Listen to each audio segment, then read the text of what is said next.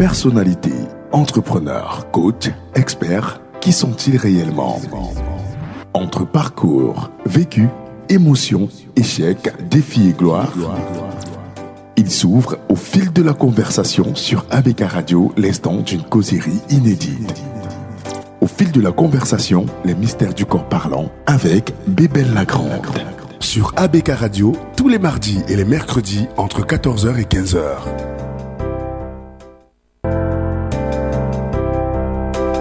Bonjour les amis et bienvenue au fil de la conversation. Merci de faire le choix toujours de la radio utile et agréable. C'est toujours un immense bonheur de vous retrouver sur les antennes de la 89.9 FM.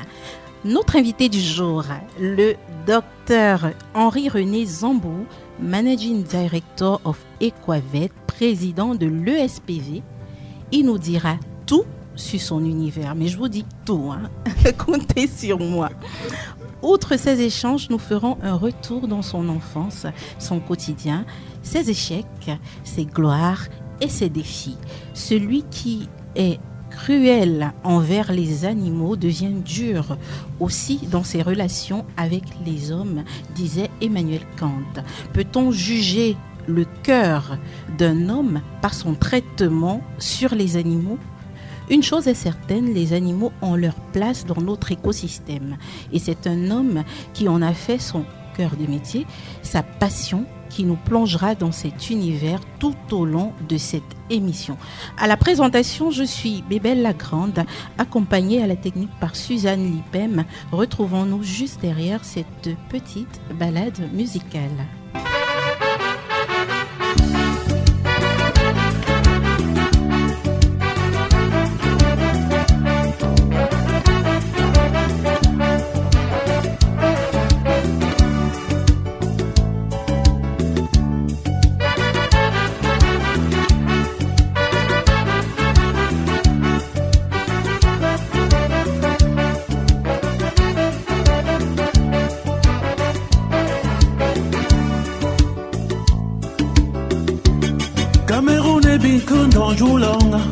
Cameroun est bien kundon joulong, un Africa o bien kundon joulong, Batachamo bien kundon joulong, Bibantium gozina ombo.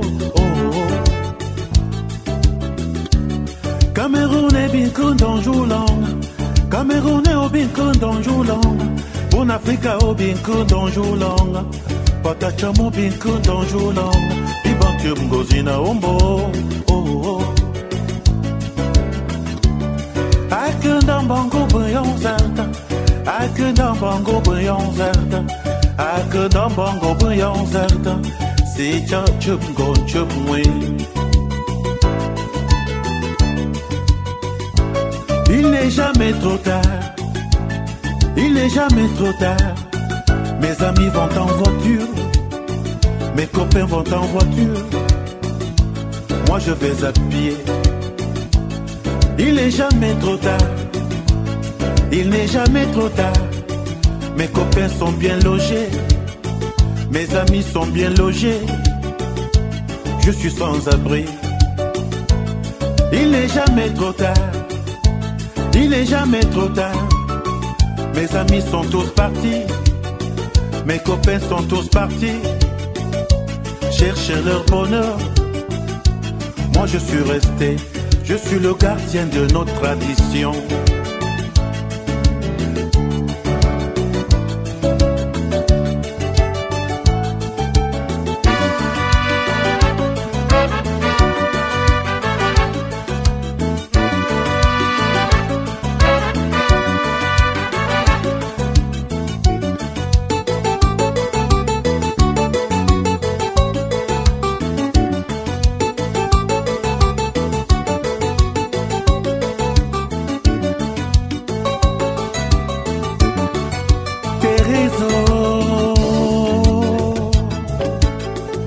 Masenga bobeni kana timbino betum na waye ponso na ndedi o andolamo Terezo biso na wadita ditondone dita nelobalo sipudi olata biso etiti bople welisanende terezo ponda te na mabele notina longo moloko mpe mumapambela nendemba owa terezo mbana tondi wo ndolamo nasibi pempenje nanga meno bola na nsima wele dimbe ya boso bongo enipula ndenginya mulema linganduna ndande bojungunganduna linganduna bumba ndande bonanjungunganduna nganduno nganduno nganduno nganduno nganduno nganduno nganduno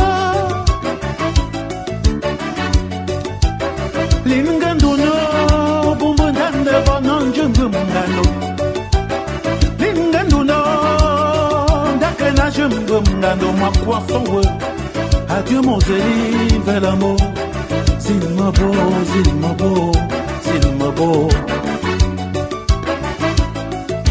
a Déboraé, a Déboraé, Déborah, Déboraé, Déboraé. M'entends-tu parmi tant de voix rivales qui t'appellent? M'entends-tu parmi tant de voix trouble sauce qui t'empêchent de venir vers moi? Déboraé.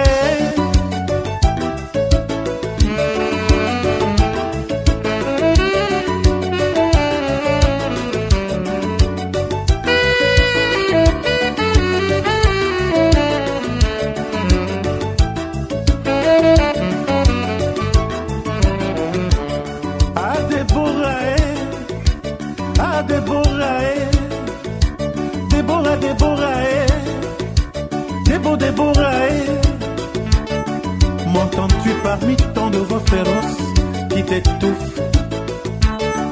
M'entends-tu parmi tant de voix trouble sauce qui ont envie de t'avoir? Déboraé, ah Déboraé, Yorsamo.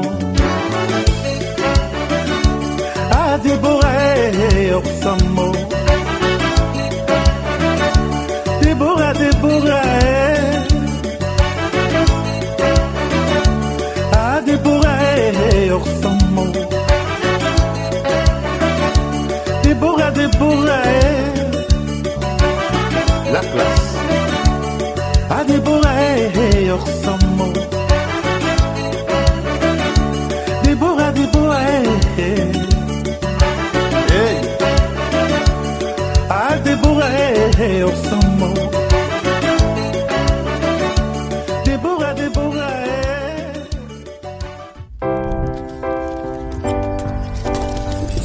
Personnalité, entrepreneur, coach, expert, qui sont-ils réellement?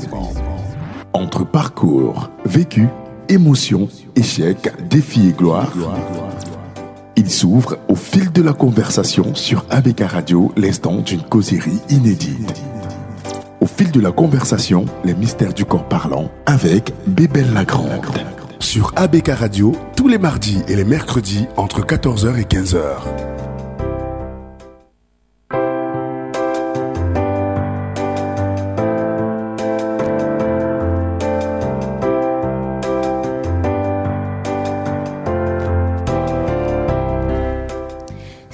Retrouvez à l'instant, vous êtes au fil de la conversation sur les antennes de la radio utile et agréable 89.9 ABK.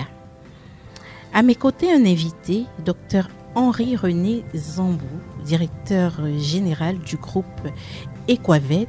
Il est avec nous au fil de la conversation. Il est sur ce plateau pour nous plonger dans son univers, un univers auquel la plupart d'entre nous, bien sûr, avons quelques expériences.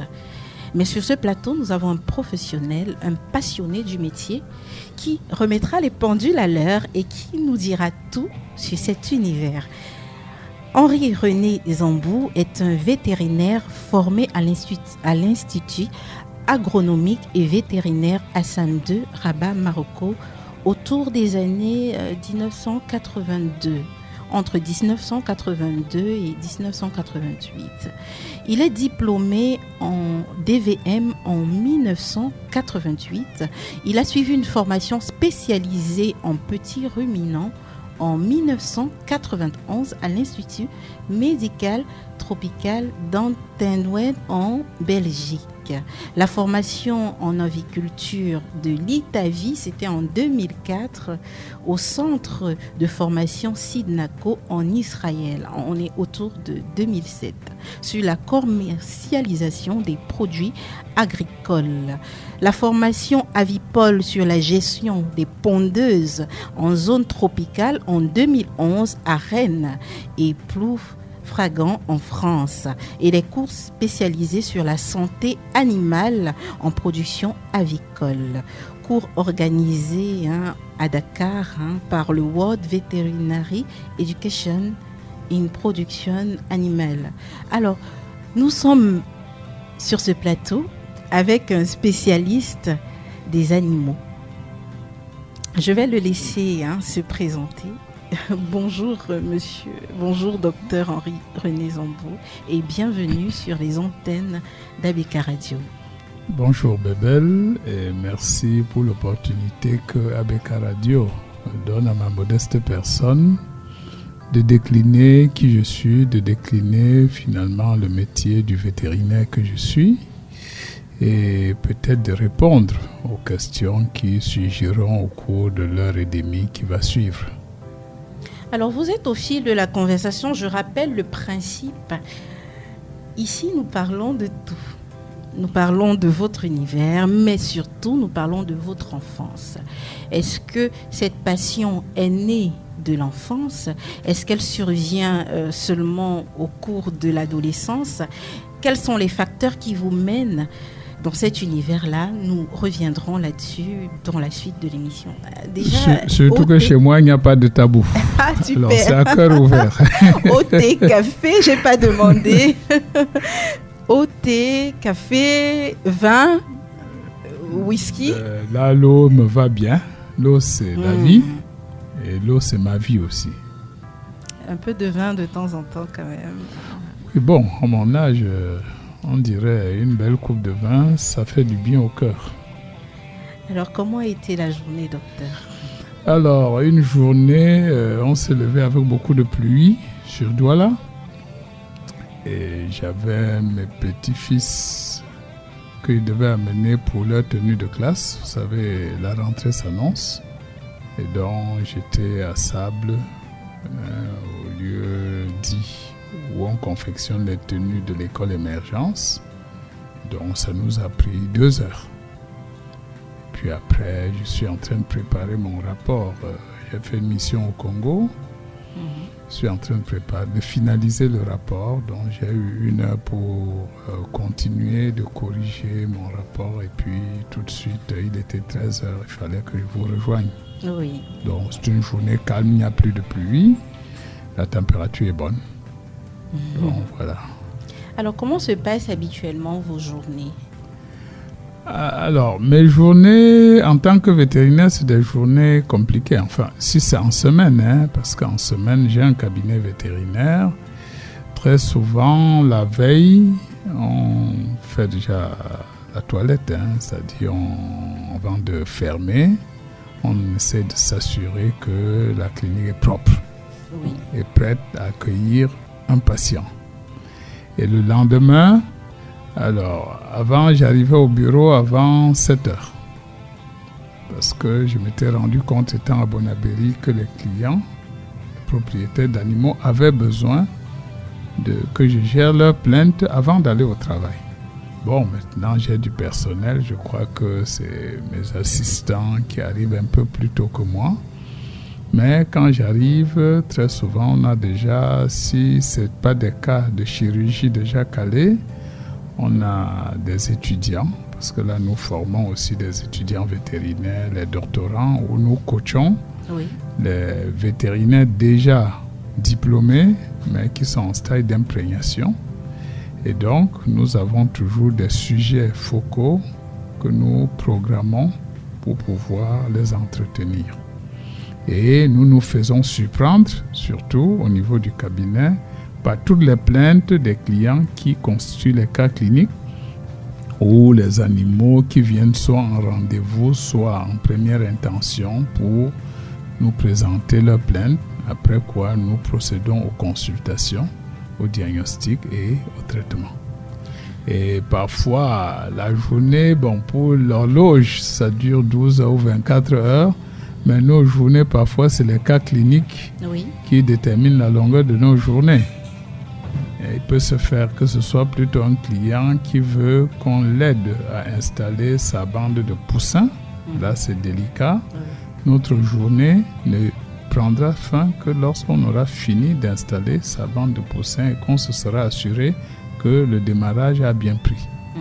Donc, nos journées de travail ont une élasticité qui dépend à la fois de nos clients, donc de nos patients, et également des contingences du jour. Alors, docteur, est-ce que vous avez toujours baigné dans cet univers-là?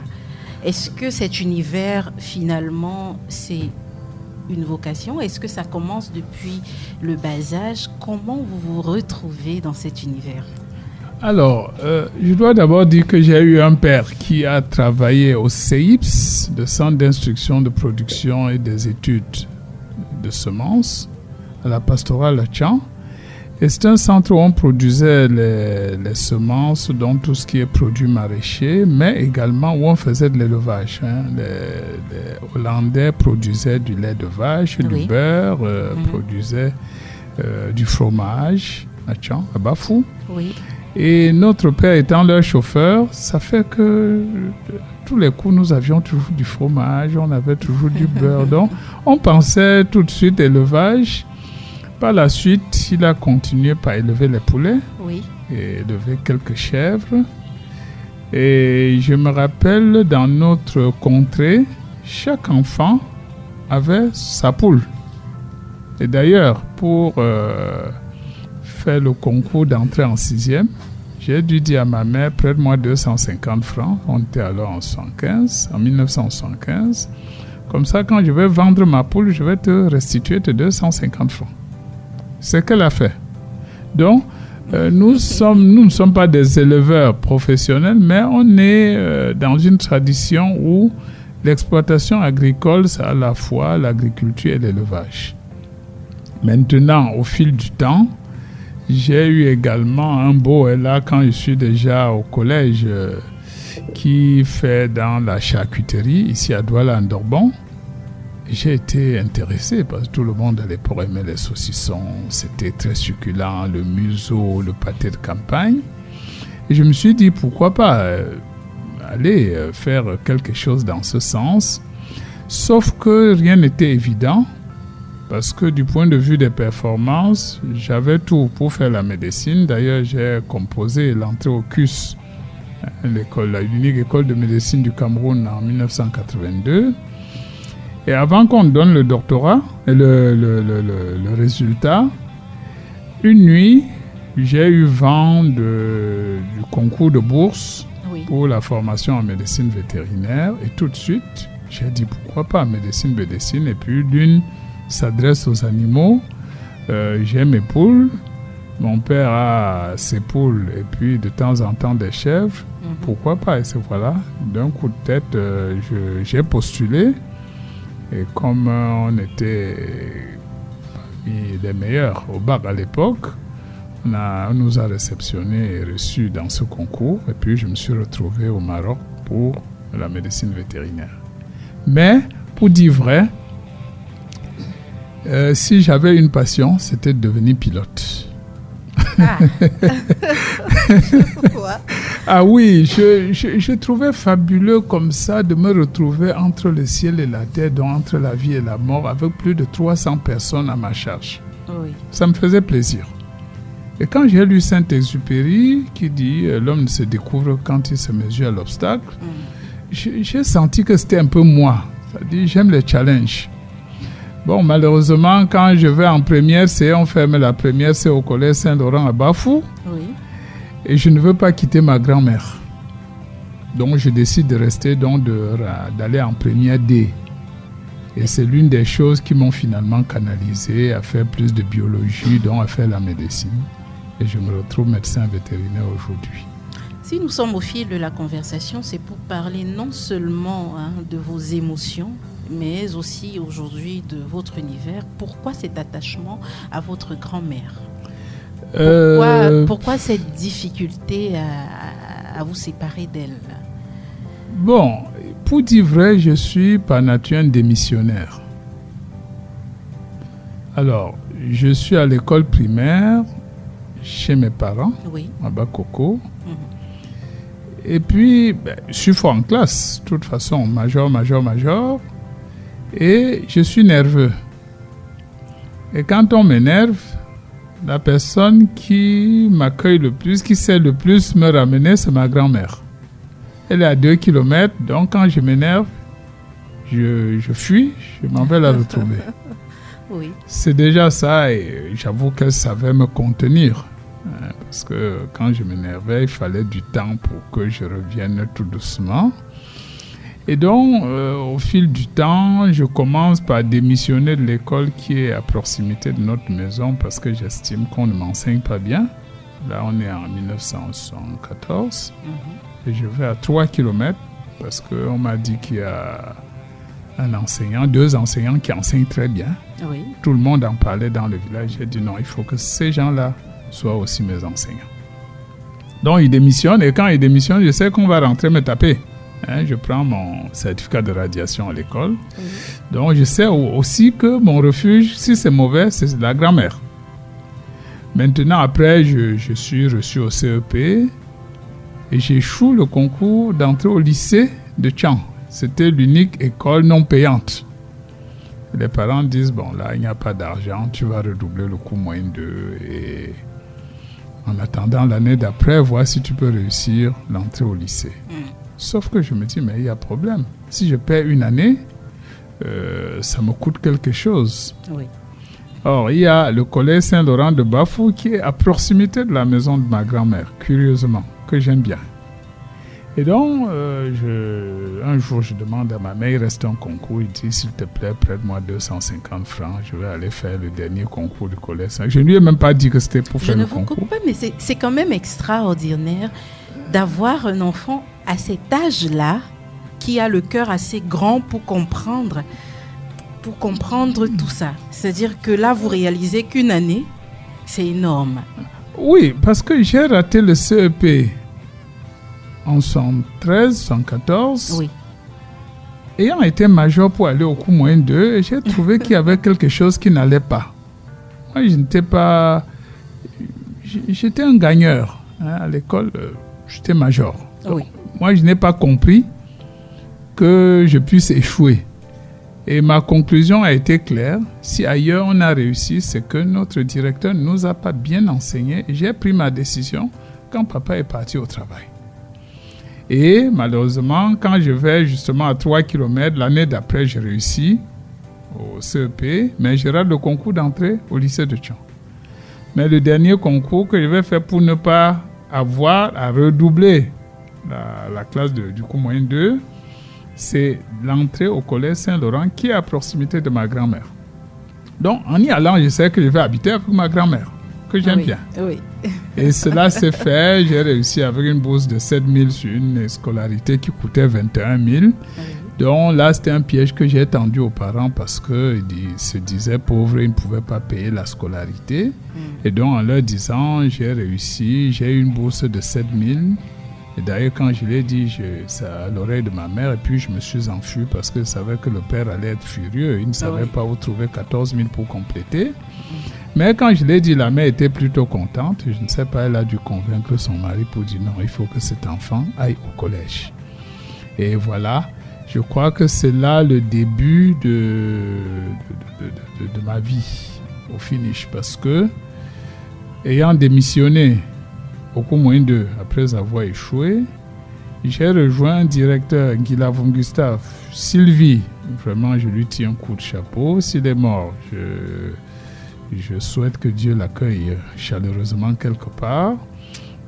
Non seulement il était content de mes performances, mais même quand je suis allé en 6e, 5e, il continuait à me coacher parce qu'il voulait que je continue à être major, comme je l'ai été. Et il me gratifiait de plein de choses. Étant directeur de l'école primaire, moi je suis au collège. En passant pour aller à Tchang, il essayait toujours de me dire, tu me dis quelles sont tes notes, c'est bon, il m'encourageait. Oui. Et ça, je crois qu'il a été pour beaucoup dans ma vie, Guilavon Gustave. J'espère qu'il vit encore, je ne l'ai plus jamais revu, mais je profite pour dire que cette année que j'ai perdu au Comoin 2 et qui m'a fait démissionner, m'a fait prendre un élan qui continue jusqu'à aujourd'hui. Pour moi, c'est important. Ce Comoin 2 que j'ai redoublé. Oui. Comme quoi, derrière un échec, il se cache souvent quelque chose de beaucoup plus grand. Je crois que mon cas me dit que de temps en temps, l'échec n'est pas forcément une mauvaise chose si on sait tirer les leçons de son échec. Pouvez-vous nous expliquer aujourd'hui en quoi consiste votre métier? Alors, mon métier, je suis mal à l'aise d'appeler ça métier. Parce que nous sommes des biopolytechniciens.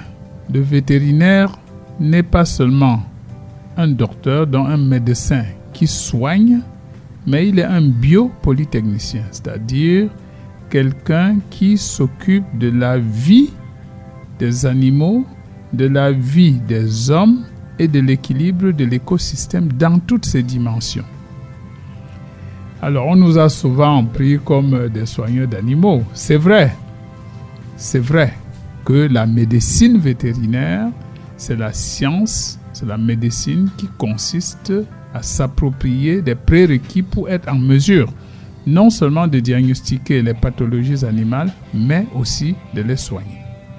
Et ça signifie que notre métier s'étudie de façon comparée. Je veux dire, le médecin soigne l'homme, il n'apprend que l'homme. Oui. Mais nous sommes obligés d'apprendre l'homme, d'apprendre le chien, d'apprendre le chat. Et à travers le chien, tous les canidés, le loup, le chacal et autres. À travers le chat, tout ce qui est lion, tout ce qui est tigre, dont nous nous occupons. De la faune sauvage, nous nous occupons des oiseaux. Donc, tout ce qui est aviculture, les poules pondeuses, poulets de chair, les canards, les dindes, les pintades. Nous nous occupons également de tout ce qui est chevaux. C'est-à-dire, nous apprenons à la base la médecine du cheval. Vous savez, le cheval aujourd'hui, à l'époque, a servi aux guerres. C'était ça, les véhicules de guerre, les chars. C'est pour ça que les véhicules sont tout exprimés en nombre de chevaux, la puissance. Et donc, nous étudions la médecine du cheval et aujourd'hui, elle prend l'ampleur avec tout ce qui est course épique, tout ce qui est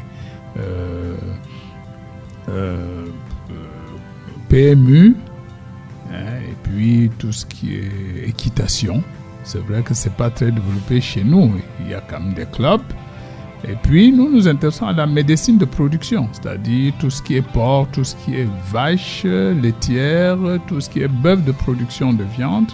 Vous voyez que finalement, en 7 ans, on n'a pratiquement pas fini d'étudier toutes les espèces qu'on doit maîtriser pour être à la hauteur de notre tâche. Et donc, si on voulait parler de métier, on dirait peut-être je me suis spécialisé plus tard en aviculture et en médecine des canins, donc des chiens et chats. Mais en réalité, à la base, un vétérinaire bien formé est polyvalent. C'est pour ça qu'il est un biopolytechnicien.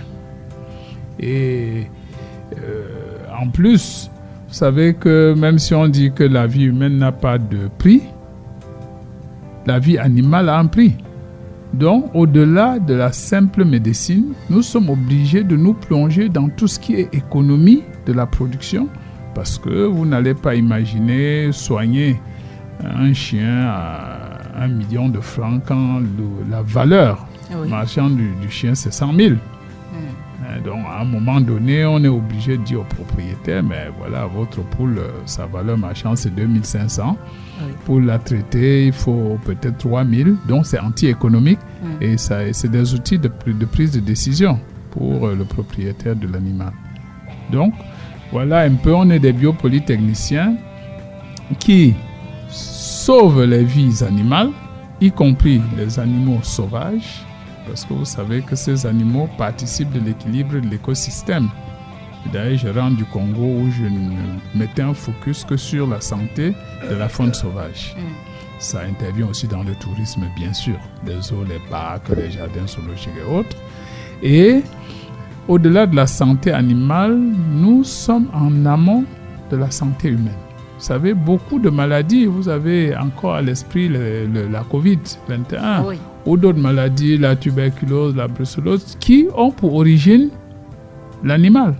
C'est-à-dire qui atteignent l'homme, mais qui prennent origine chez les animaux, y compris la faune sauvage. Donc, notre rôle, c'est de pouvoir intercepter ces maladies au niveau animal avant que ça ne devienne des menaces chez l'homme.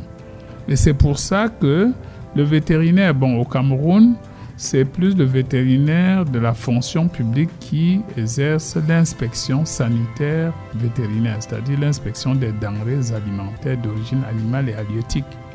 Et qui inspecte, qui contrôle les viandes, contrôle les œufs, contrôle le miel, contrôle du poisson, pour être sûr que lorsque vous, consommateurs, vous allez les consommer, ça ne va pas vous transmettre des germes qui vont vous rendre malade.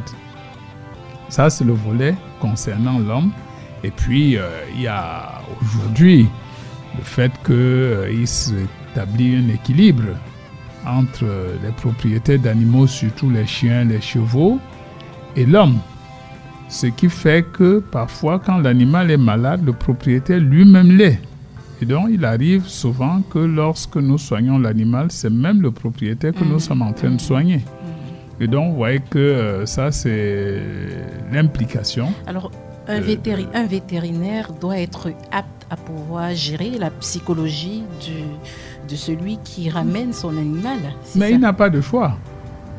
Il n'a pas de choix parce que, comme je vous le disais, quand c'est l'animal de compagnie, il y a un équilibre entre le propriétaire et son animal. Peut-être pour qu'on comprenne bien. Aujourd'hui, au Cameroun, vous accouchez en pointillé. 1, 2 enfants, et puis on dit stop. À 16 ans, le gars, son bar, il est parti en France ou au Canada, vous restez seul. Quand vous restez avec un chat ou un chien, il devient votre compagnon. Et à Bonabéry, régulièrement, nous recevons des gens qui n'ont pas dormi parce que leur chien n'a pas aboyé. Ils ont senti qu'ils étaient seuls à la maison et pour eux, c'était un problème. Ah oui.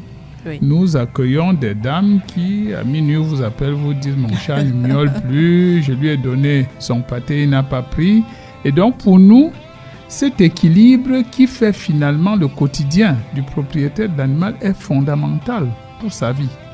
Et donc, lorsque nous consultons cet animal, nous lui administrons des soins. Indirectement, nous sommes en train d'agir sur l'équilibre avec son propriétaire et donc de traiter le propriétaire.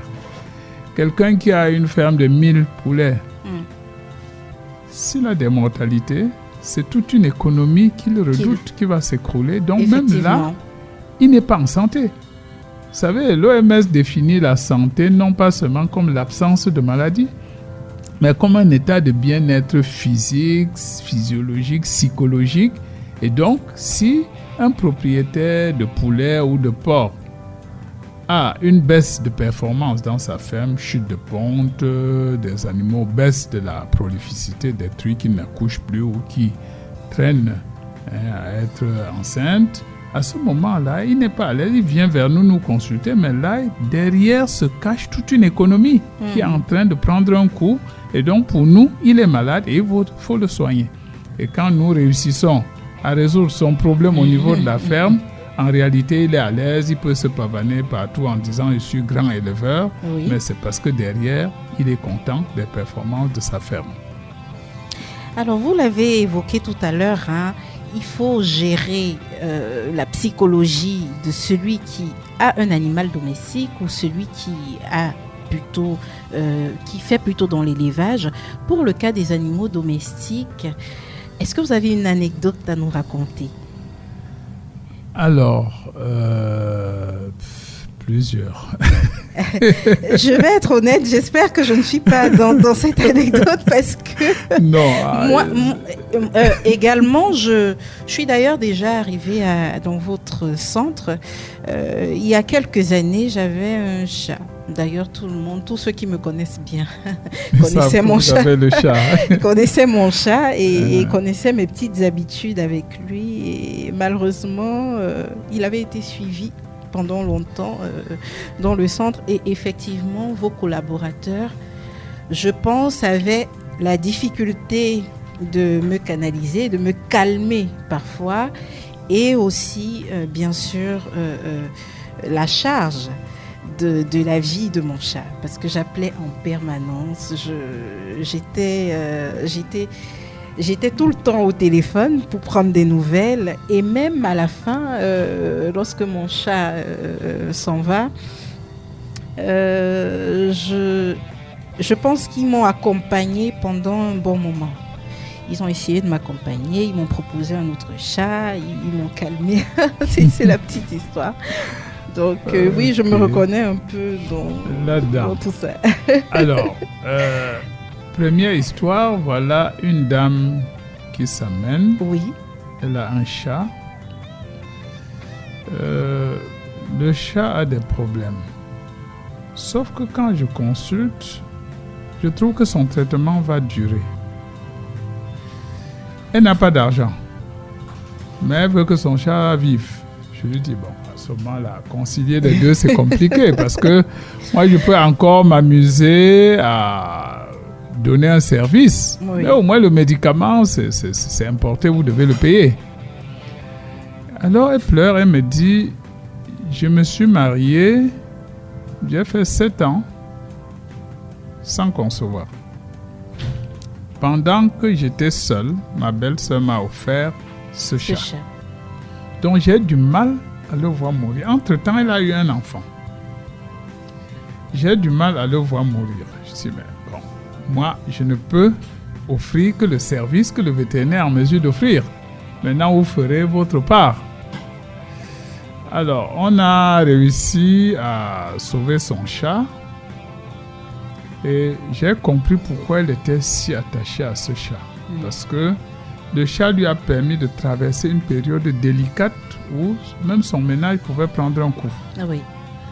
Mais sauf que 2-3 ans après, elle revient vacciner un autre chat. Parce qu'entre-temps, l'autre avait vieilli. Et puis, un soir, elle doit aller à une cérémonie. Elle enferme son fils et le chat dans l'appartement. 2 heures après, le fils l'appelle pour lui dire « Maman, le chat est en train de convulser. »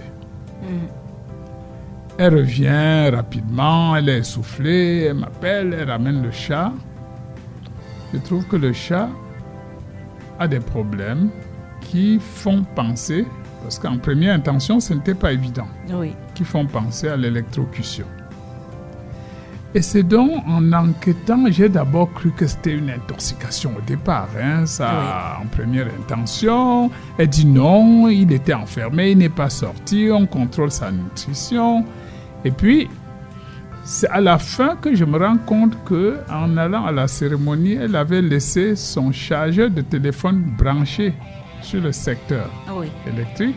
Et le chat est resté jouer avec le chargeur. Et c'est en jouant que le chat a été électrocuté.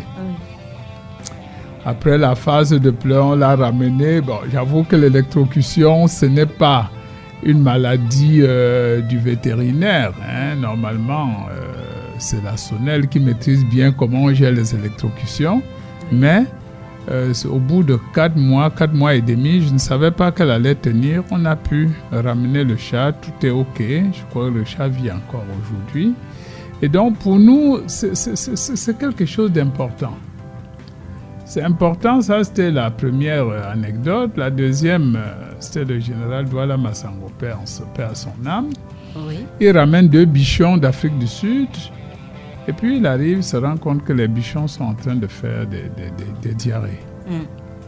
Il demande à son lieutenant d'amener chez le vétérinaire. Et puis nous voyons quelqu'un qui rentre avec 2 bichons. Les caniches, appelons ça comme ça. Alors je consulte et je demande, je prends d'abord les références. On dit c'est le général Douala Massango. Est-ce qu'on prend les paramètres comme... Oui, quand vous venez, on prend d'abord les commémoratifs, c'est-à-dire l'historique de l'animal. Puis on prend vos références, on vous identifie, on sait où vous habitez, votre adresse, parce qu'on doit rester interactif, on doit interagir sur le cas. Et donc il me dit général Douala Massango. Mais sauf que je ne savais pas que le général était assis là. Je ne le connaissais pas. D'accord. Alors je consulte et puis je prends les paramètres. Je lui dis, bon, dites au général que ces chiots font une diarrhée infectieuse, on doit les perfuser.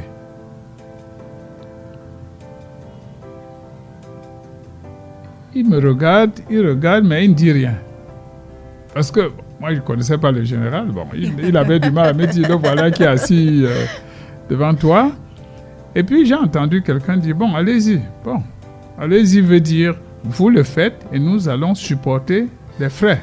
C'est ça que ça signifie. Parce que le propriétaire doit toujours donner le quitus pour les soins qui seront administrés à son aide parce que ça a un coût.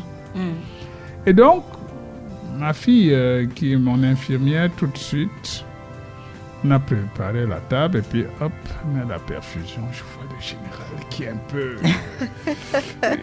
J'avoue que c'est longtemps après, quand les chiens ont même se sont croisés, puisque c'était 2, on donnait des chiots. Qui m'a reçu dans son salon, il m'a dit, tu m'as impressionné. Je dis quoi? Il dit, mais je vois comment on met la perfusion sur un chien. C'est pas possible, je n'avais jamais imaginé. Pour nous, c'est de petites anecdotes. Et il me le disait parce qu'il était satisfait. Et moi, j'ai été content qu'il ait été satisfait. Donc, bon, on peut toujours raconter beaucoup d'histoires comme ça. Mais à l'Orbesso, ça, c'est la dernière. Je ne vais pas continuer. Une nuit à 22h30, on toque chez moi. On me dit... D'abord, j'ai peur parce que c'était à l'époque où on braquait beaucoup dans ce quartier. C'était un coin assez pas très très sécurisé. Oui. J'ai dit à mon garçon qui est là, va voir qui sonne et dis-lui que je ne suis pas là. Parce que si c'est moi à 22h, moi je me méfie. Ça peut être des bandits.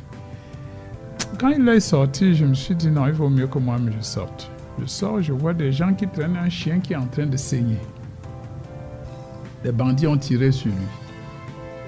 Je leur dis de l'intérieur, qu'est-ce qui se passe? Parce que c'est à travers la vitre. Ils me disent, madame était au bar, dans le bar de la maison, et puis un bandit est venu, il a voulu tirer sur madame, et le chien s'est interposé, la balle a atteint le chien. Il est en train de saigner.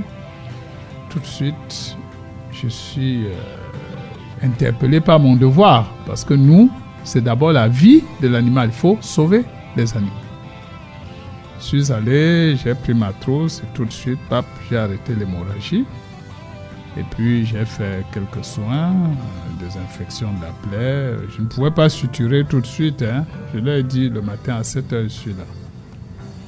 Le matin, quand je passais à côté, parce que c'était les voisins sur 2 rues, il y avait au moins une 50aine de personnes parce qu'on avait entendu les coups de feu. Oui. Et puis quand j'arrivais, il était en train de dire, si le docteur n'était pas intervenu, c'est sûr que le chien s'y est déjà mort. Alors, à la fois, j'étais content que son chien soit vivant, qu'il ait pensé que ce chien qui lui a sauvé la vie, moi en retour, j'ai sauvé la vie de son chien. Donc quelque part, je lui ai sauvé la vie parce que le chien va continuer, étant vivant, à lui sauver la vie. Donc ça, c'est des petites anecdotes qui nous font penser que dire qu'en soignant l'animal, c'est l'homme, le propriétaire que nous sommes en train de soigner, c'est très vrai et c'est d'actualité. Merci, docteur. C'est vrai que certains Camerounais se reconnaissent dedans, certains de nos auditeurs se reconnaissent dedans, d'autres aussi se reconnaissent dans un langage plutôt particulier. souvent on a tendance à ne pas être compris lorsqu'on s'attache à un animal. On a tendance même à être jugé. Parfois à ne même pas l'assumer, à avoir honte même de dire que je tiens à mon chat, je tiens à mon chien, mais c'est des réalités. Qu'est-ce qui justifie aujourd'hui que notre population soit aussi divisée? Il y a des gens qui ne comprennent pas comment le chat c'est une bonne viande et que d'autres sont en train de voir le chat comme étant comme presque un humain à part entière. Alors, ce déphasage-là... ce n'est même pas un déphasage. L'économie y est pour quelque chose. Il y a des gens pauvres qui peuvent manger n'importe quelle viande. 2, il y a des contrées où manger un chien ou un chat, c'est commun. Chez les Banyangui au sud-ouest, Manfé et autres, manger le chien c'est normal. À Balevin, Béchan par là, manger le chien c'est normal. Et de plus en plus, je suis surpris. J'étais au village ce week-end. Et puis, on m'a dit qu'on avait un festival, un congrès. On m'a dit que quelqu'un est passé, il avait préparé un chien et les gens mangeaient. Bon, nous, ça nous choque un peu. Nous qui sommes là pour protéger la vie des animaux et qui savons toute la relation d'équilibre qu'il y a entre l'animal et son propriétaire. Mais il faut dire que notre société est en train de changer rapidement. En réalité, nos mamans n'avaient pas beaucoup de temps pour s'occuper des animaux parce qu'ils avaient d'abord beaucoup d'enfants. C'était des charges énormes. Et quand on avait une poule, on avait une chèvre, c'était en réalité une épargne. Donc, même si on mettait un peu d'argent, on faisait de l'effort sur cet animal, c'était pour sécuriser l'épargne. Aujourd'hui, comme je l'ai dit, nous avons tendance à copier, à coucher en pointillé. 1, 2, on dit on arrête. Bon, c'est gentil. Tout le monde dit je ne vais accoucher que le nombre d'enfants que je suis en mesure d'élever. Mais en réalité, la charge d'un enfant, c'est combien? Parfois, ça devient un effet de mode. Mais seulement nous oublions que dès que ces enfants atteignent 15-16 ans, ils sont à l'université. D'ailleurs, ils ne sont même plus avec vous. Donc, si vous vous amusez, vous vous retrouvez à la maison seul. C'est ça.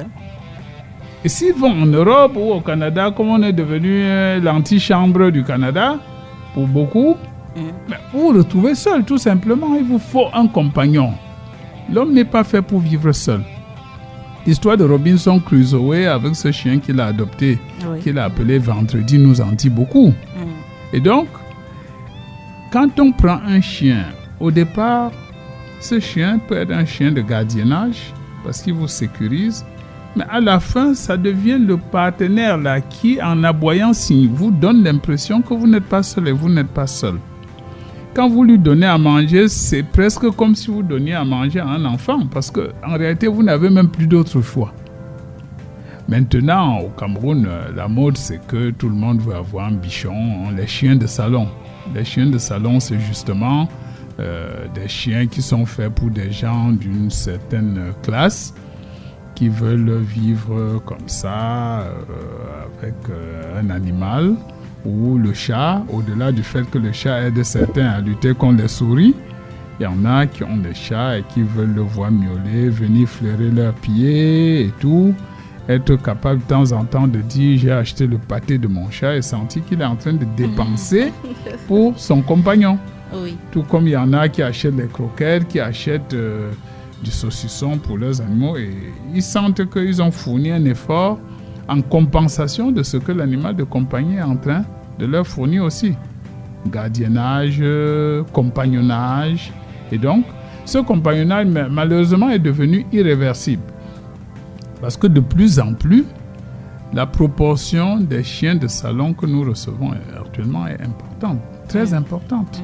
J'ai une dame à Bonabéry actuellement qui a un chiot qui est venu, qui fait des je ne veux pas dire l'épilepsie, mais des crises épileptiformes.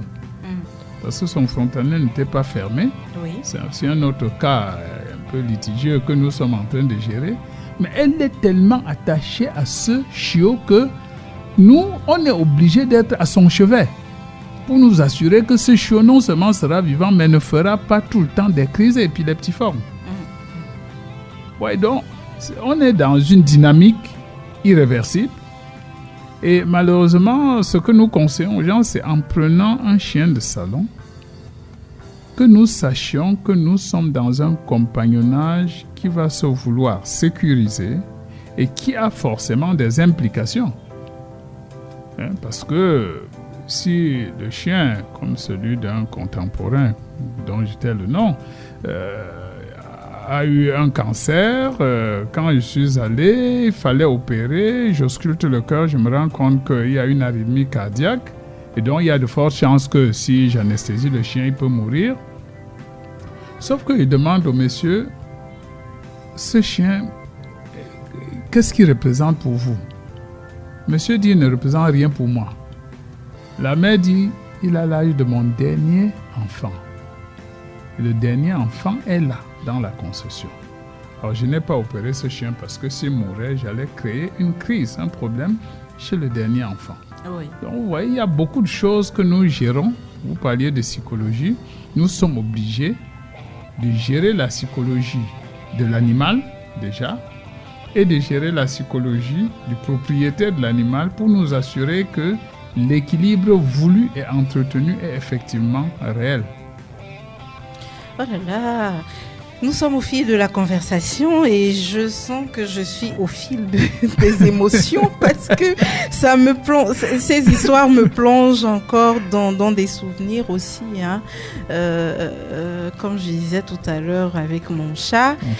Voilà. Alors, docteur, parlez-nous un peu des associations de vétérinaires. Vous en faites partie. D'ailleurs, il y a cette association ESPV, qui est une association épidémiologique santé publique vétérinaire. Comment est-ce que vous agissez? Alors, tout vétérinaire camerounais doit d'abord être membre de l'Ordre national des vétérinaires du Cameroun.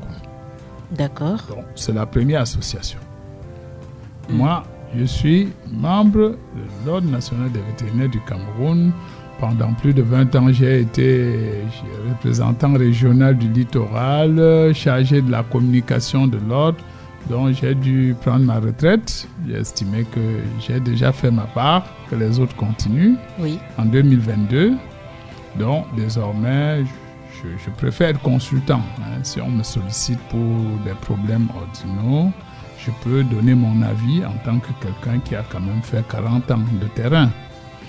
Maintenant, nous avons l'association épidémiologie santé publique vétérinaire. C'est une association dont je suis d'ailleurs le président, qui vise justement à former des têtes pensantes. Nous encadrons des mémoires et des thèses. Nous essayons de sensibiliser les universités et les populations sur l'approche One Health, l'approche Une Santé. Alors, pour comprendre l'approche Une Santé, il faut se rappeler que on a donné l'impression à un moment donné que les médecins étaient faits pour les hommes et les vétérinaires pour les animaux. Sauf que je vous ai dit, de plus en plus, le monde fait face à des maladies qui ont pour origine, des maladies humaines qui ont pour origine les animaux, y compris la faune sauvage, et qui nécessitent, si on ne veut pas aboutir à des catastrophes telles des pandémies, c'est-à-dire qui tuent finalement, qui envahissent tout le monde et peut-être dont les médecins et les infirmiers sont victimes parce que le cas les a trouvés à l'hôpital. Il va falloir intercepter ces cas au niveau animal avant que ça ne devienne des menaces chez l'homme. Donc depuis 2010, nous nous sommes investis à promouvoir cette approche pour que les acteurs de la santé humaine, les acteurs de la santé animale, les acteurs de la santé environnementale puissent travailler de manière collaborative pour que, quand on dit un corps sain dans un environnement sain, que cela soit vraiment une réalité et que nous puissions éviter certaines maladies qui aujourd'hui posent des problèmes de santé humaine vrais. Je parle de la tuberculose, ça reste un grand challenge au Cameroun. Pourtant, si des efforts étaient suffisamment bien faits au niveau animal, on aurait moins de cas de tuberculose humaine. La Covid, ainsi de suite, tout le monde, la grippe aviaire. Si nous attendons que le premier cas arrive chez l'homme, nous aurons péché parce qu'on a la possibilité d'intercepter le problème au niveau de l'élevage des poules. Donc c'est un peu ça que nous essayons de faire. Et depuis 2023, nous avons entrepris de faire des formations de haut niveau, c'est-à-dire nous invitons des têtes pensantes au niveau mondial qui viennent au Cameroun. Nous organisons des modules de formation de 3 jours et ceux qui s'inscrivent peuvent avoir droit à ces formations de haut niveau avec de temps en temps des gens qui viennent parler de leur parcours pour inspirer les scientistes et les scientifiques camerounais. Nous l'avons appelé la One Health Summer Institute, c'est-à-dire une sorte d'université d'été du One Health. Oui.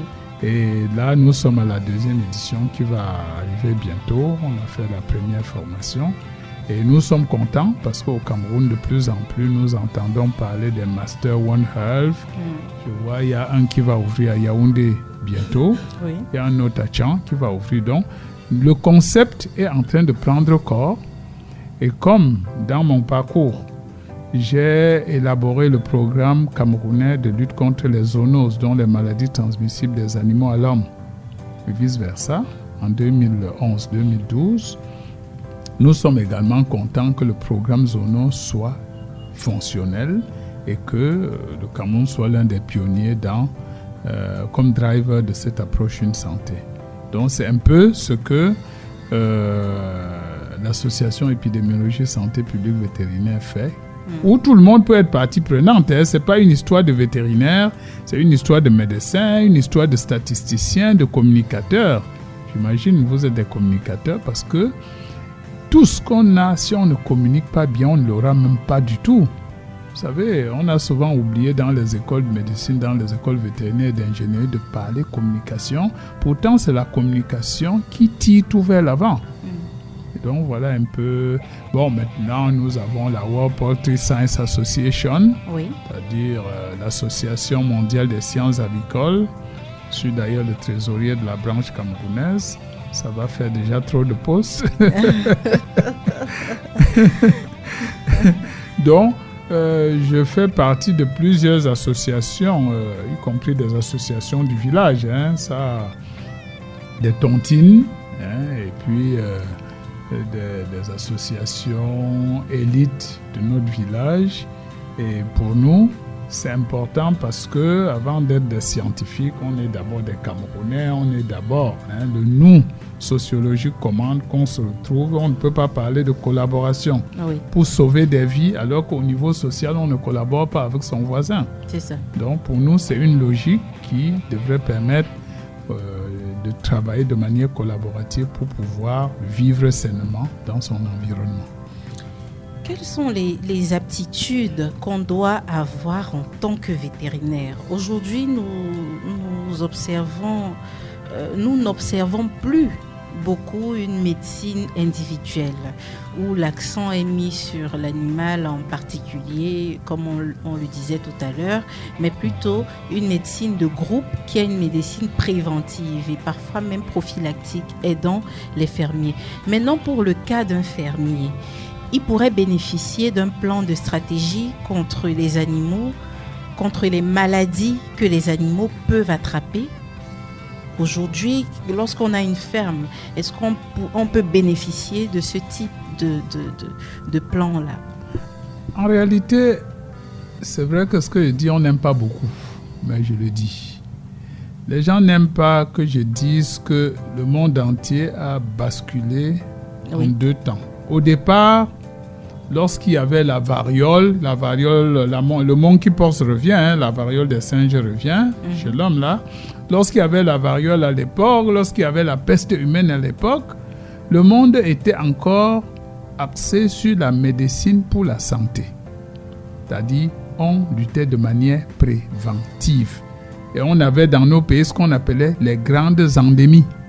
On passait faire des vaccinations, on passait sensibiliser pour l'hygiène, la biosécurité.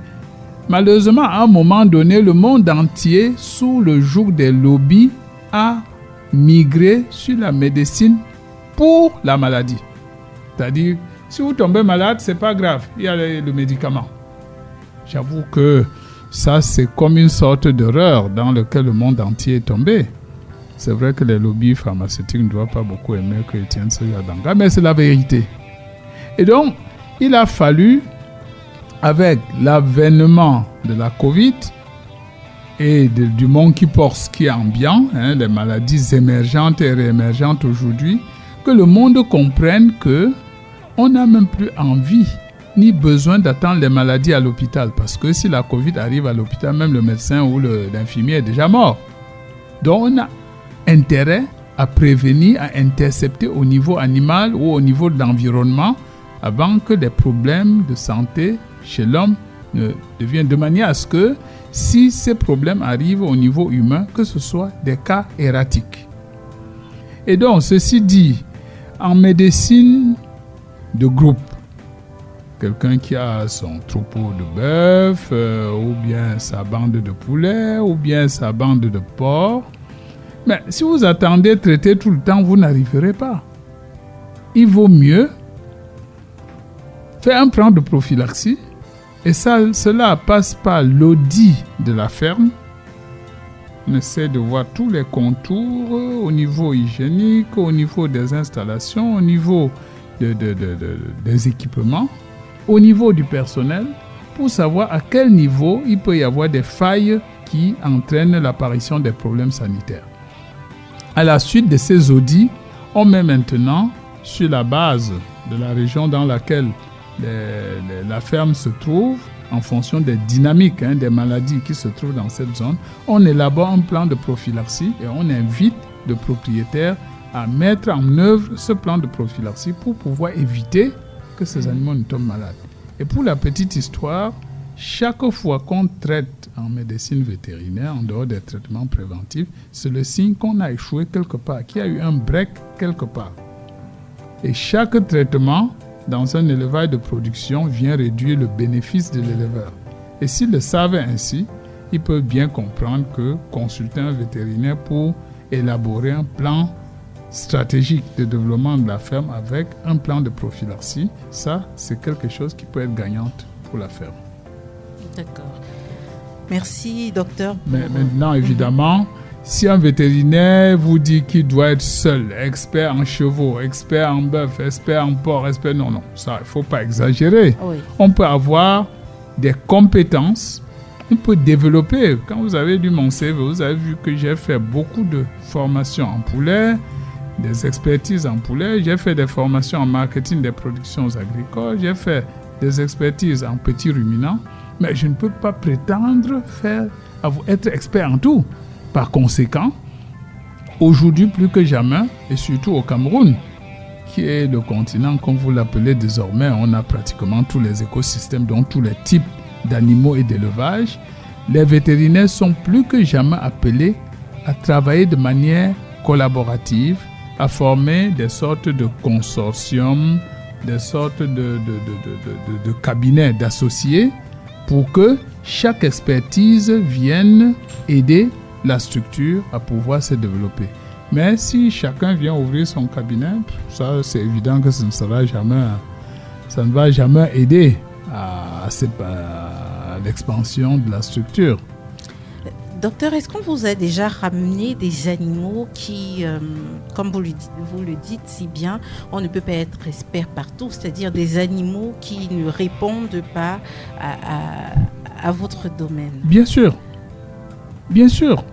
Des gens sont pleins pour le caïman, le crocodile. Il y a quelqu'un à Bonabéry qui a des crocodiles. Il est aux abords de l'eau. Le crocodile ne produisait plus les œufs comme d'habitude. Oui. Je lui ai dit, moi je ne fais pas les NAC.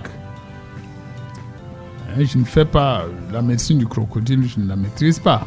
La médecine du serpent, exprès, les ophidiens, je n'ai pas voulu m'investir dans la médecine des serpents. Par contre, même en médecine canine, je reçois des cas qui sont compliqués.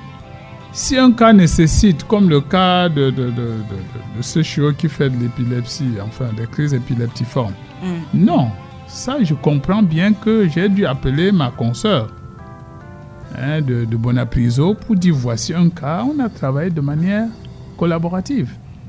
Et parfois, vous recevez un cas, il vous faut faire une radio pour savoir si c'est une fracture, une luxation, une entorse, mais vous n'avez pas la radio, l'appareil. Il vous faut vous référer à quelqu'un d'autre. Il y a des cas pour lesquels il y a des urgences qui peuvent nécessiter que vous mettiez l'animal sur la table tout de suite, on opère. Oui. Si vous avez un cas, un autre animal infectieux que vous êtes en train de consulter, logiquement, on réfère. Moi, je réfère très régulièrement chez mes consoeurs, ils le savent. Et puis, pour nous, c'est l'avenir. Et d'ailleurs, même dans les cas humains, c'est ce qui devrait se faire. On voit des gens parfois arriver à des situations très graves dans les cliniques avant d'être référés dans les hôpitaux généraux et autres. Alors qu'en réalité, on devrait être sûr que dès qu'un cas est délicat, on appelle un autre confrère pour requérir son avis. Les gens doivent avoir cette humilité à la fois au niveau humain et au niveau animal.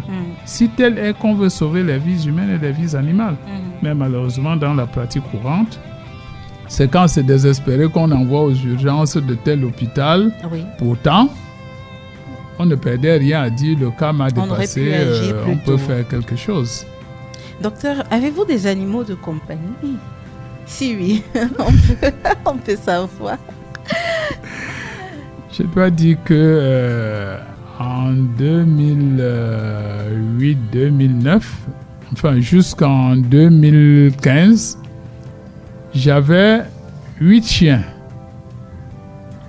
J'avais 8 chiens, j'étais à Lorbesso, j'étais arrivé en 2007. Je vous dis, c'était une zone de braquage. Oui. Et donc, ma maison, jusqu'à maintenant, est connue comme la maison de beaucoup de chiens. C'est comme ça qu'on l'appelle.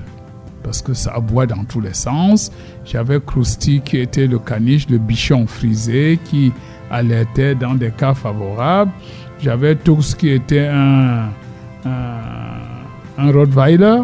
Il pouvait sauter 1 mètre de poussière. Là, il était très svelte. J'avais un Grenendal belge. J'avais un Malinois.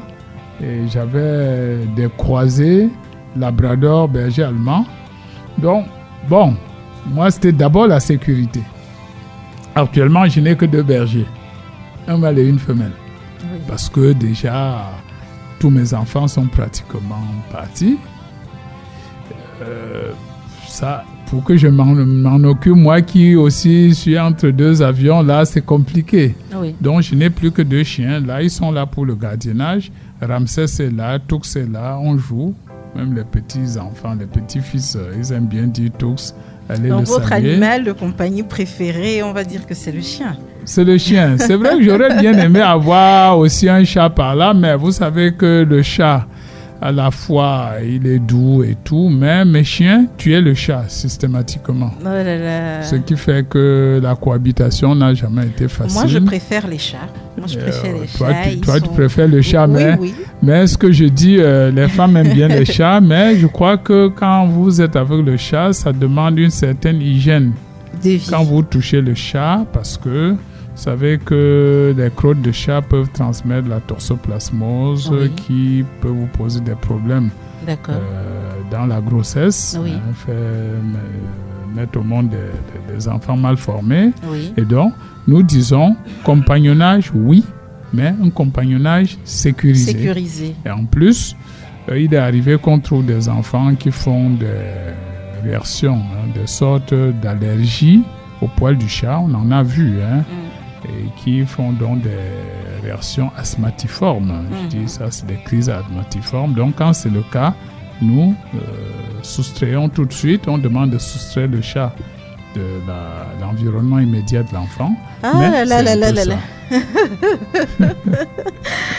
D'accord. Alors, docteur, nous allons vite écouter. Je vous laisse écouter. C'est une petite surprise que... Ah oui, tu m'as d'abord surpris parce que Pierre Tchana, je l'aime bien. J'étais tout petit dans les années 75-76 quand je l'écoutais à la Voix de l'Amérique. André Collinet, qui était un Camerounais journaliste, faisait passer Pierre Tchana, la première version. Oui. Là, tu m'as fait écouter la deuxième version, la version actualisée, et j'étais super content. Oh, je suis ravie d'avoir éveillé toutes ces émotions en vous. Alors, On va écouter très vite la deuxième surprise. Merci. Bonjour, je suis Madame Dongue Zambo Muriel Magali, la fille de Dr Zambo Henri René. Alors, il y aurait tellement à dire à propos de mon papa, mais pour cette fois-ci, je serai vraiment concise. Je dirais que mon papa, c'est un grand homme, c'est un homme au grand cœur qui, depuis l'enfance, a traversé de nombreuses difficultés, mais qui a toujours su se battre pour les surmonter. Donc, c'est cet homme-là qui s'est toujours battu pour soutenir sa famille, pour soutenir tous ses proches, toujours prêt à aider tout le monde, que ce soit dans sa famille, que ce soit hors de sa famille. Vous savez, il a évidemment des défauts comme tout le monde, mais ses qualités sont vraiment hors normes. À travers mon papa, j'ai su ce qu'était l'amour, l'empathie, le don de soi, la générosité parce qu'il est extrêmement généreux et la rigueur dans tout ce qu'on fait.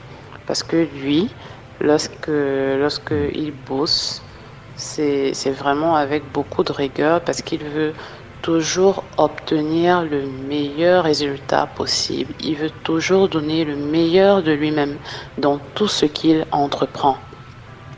Il a vraiment un cœur grand comme le monde. C'est un bosseur acharné, comme je l'ai toujours dit, toujours prêt à partager avec les autres.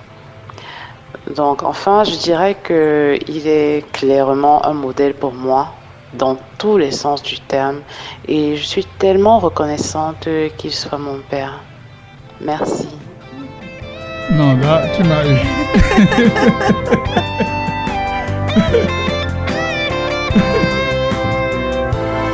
Non, là, tu m'as eu.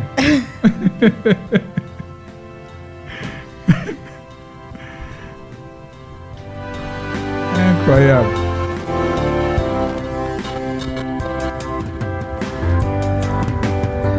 Tu l'as vu où? Alors, je ne dévoile pas souvent mes investigations. Incroyable. Mais je me suis dit, et ça, c'est mon papa qui me l'a souvent dit, un homme bon est un bon papa. Un homme bon est un bon papa. Et les retours que j'ai eus de vos proches m'ont orienté vers là. Je me suis dit, j'aimerais bien savoir ce que votre fille ou bien ce que votre fils pense de vous. En général, lorsqu'on consacre sa vie aux animaux, lorsqu'on se lance dans ce métier, c'est parce qu'on a un grand cœur. La plupart des gens qui s'attachent ou qui font ce métier sont des personnes effectivement très attachantes. Et j'avais envie d'avoir un témoignage. Alors je me suis battue, j'ai fait quelques négociations, quelques investigations. Et puis finalement, je suis tombée sur votre fille. On n'a pas eu le plaisir d'échanger directement. Ça s'est fait via une de vos collaboratrices que je salue, à qui je fais plein de coucou, Chimène, qui nous écoute certainement et qui a rendu ce moment magique, et qui a rendu ce moment possible. C'est un moment Merci beaucoup, magique. Chimène Dokmo, qui nous écoute en ce moment. Non, il est vraiment magique parce que ce que j'ai omis de te dire, c'est que tu m'as dit que j'étais attachant à ma grand-mère. Oui. Mais est-ce que je ne t'ai pas dit ce que je suis, la grand-mère? Ah. C'est-à-dire, elle est morte, elle a Oui. dit, mon successeur, c'est Zambo. D'accord. Les gens disent, mais c'est pas possible, quelle est cette princesse Bafou qui fait d'un homme? Oui. Son successeur, elle a dit, c'est lui, point. Et je suis la grand-mère. Donc, autant je voulais être pilote pour sentir que j'ai 300 personnes sous ma responsabilité, autant étant grand-mère, j'ai de la responsabilité de rassembler la famille. Et bon, comme Muriel le dit, je fais juste l'effort qui est le mien. Non, merci pour l'appréciation. Alors, c'est un plateau rempli d'émotions, beaucoup d'émotions dans le regard de notre invité. Nous passons un très beau moment, nous vivons un bel instant sur cette émission. Nous sommes au fil de la conversation et je ne saurais me séparer de vous parce que oui, c'est bientôt la fin. Oui, ça passe vite. Ça passe vite. Je ne saurais me séparer de vous sans poser une question qui me tient particulièrement. Alors, docteur, aujourd'hui, ce métier que vous faites, qui, durant toute l'émission, j'ai bien compris, est plus une vocation qu'un métier. Est-ce que aujourd'hui vous sentez que vous pouvez passer le flambeau? Est-ce que vous sentez qu'aujourd'hui au Cameroun, on va vers cette dynamique-là? Parce que effectivement, aujourd'hui, de plus en plus de personnes s'attachent à des animaux, de plus en plus de personnes souffrent du mal d'être pas bien compris ou alors bien encadrés. Il y a aujourd'hui des business, il y a des familles qui dépendent de ces business-là, des fermes. Il y a de nombreuses familles qui vivent de l'élevage. Est-ce que vous sentez aujourd'hui qu'on peut être rassuré? Voilà.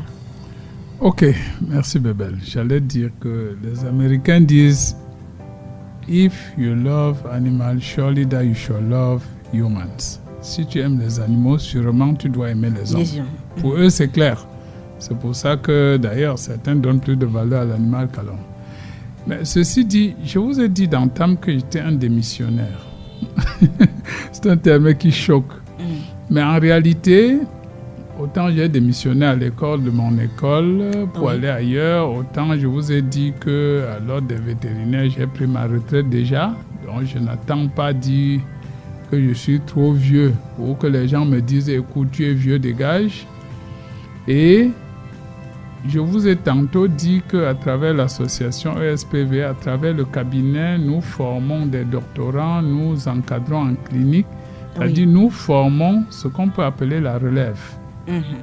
Nous voulons avoir des futurs vétérinaires qui se réclament des Equavet, de par notre ligne éditoriale. De par notre façon de faire, notre façon d'aborder le client, notre façon d'aborder le patient, notre façon de gérer la psychologie du patient ou du client et notre façon de contribuer à ce que les fermes puissent mettre sur le marché camerounais des œufs, de la viande, du lait de bonne qualité pour les consommateurs. Pour nous, c'est un challenge.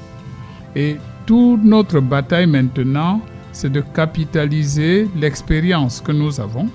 J'ai comme 40 ans de terrain au Cameroun et ailleurs. C'est de capitaliser toutes les compétences que j'ai acquises, parfois à coût de millions, pour pouvoir former les jeunes aujourd'hui pour que demain, on ait davantage de gens capables d'aider à la fois le monde agro-pastoral à développer l'économie agro-pastorale et aider les propriétaires d'animaux à vivre en équilibre sain avec leurs animaux de compagnie. Donc pour nous, c'est déjà une préoccupation. Maintenant, il faut que je vous dise la vérité. Beaucoup d'enfants choisissent le métier, la profession vétérinaire aujourd'hui comme toute autre profession. C'est-à-dire, ils ont eu le bac, ils ont eu le concours, mais il va falloir les reformater pour qu'ils puissent être des biopolytechniciens attendus par l'environnement qui est le nôtre. Malheureusement aussi, le Cameroun a 4 écoles vétérinaires. C'est trop, pour dire vrai. La France, qui est l'un des premiers pays à avoir l'école vétérinaire, 1761 par là, n'a que 5 écoles vétérinaires, dont une école privée. Le Cameroun, aujourd'hui, en a 4. C'est beaucoup, et donc, nous avons du mal à croire qu'avec 4, on peut être suffisamment bien équipé pour bien former.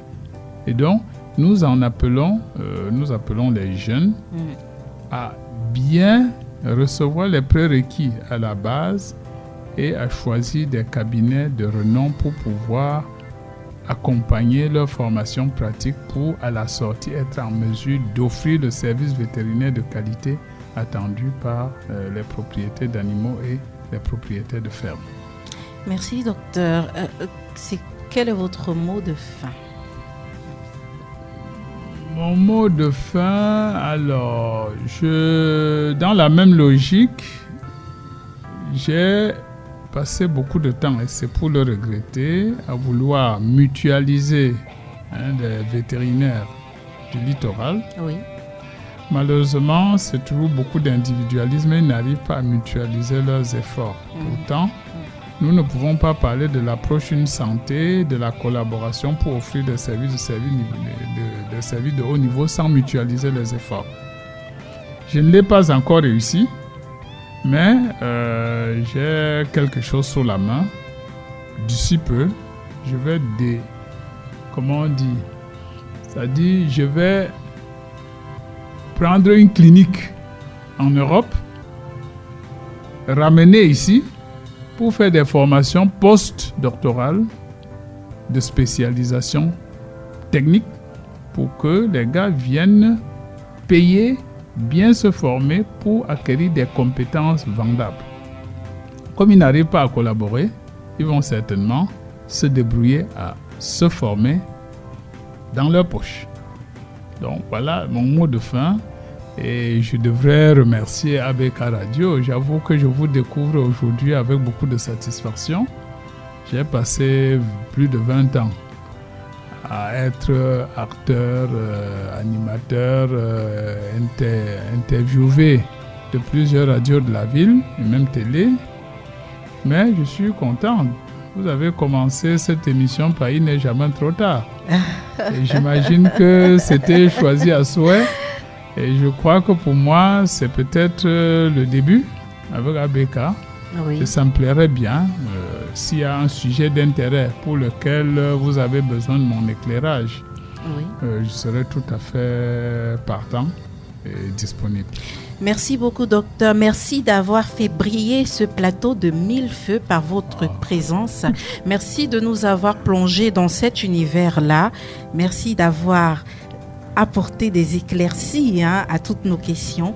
Merci, chers auditeurs, d'avoir été au fil de la conversation. Si vous écoutez ma voix en ce moment, c'est que vous étiez effectivement des nôtres.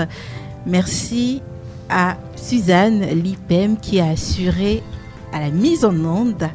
Retrouvons-nous très vite pour un nouveau numéro de votre émission Au fil de la conversation. C'était Bébelle la Grande. Personnalité, entrepreneur, coach, expert, qui sont-ils réellement? Entre parcours, vécu, émotions, échecs, défis et gloire, il s'ouvre au fil de la conversation sur ABK Radio, l'instant d'une causerie inédite. Au fil de la conversation, les mystères du corps parlant avec Bébelle la Grande. Sur ABK Radio, tous les mardis et les mercredis entre 14h et 15h.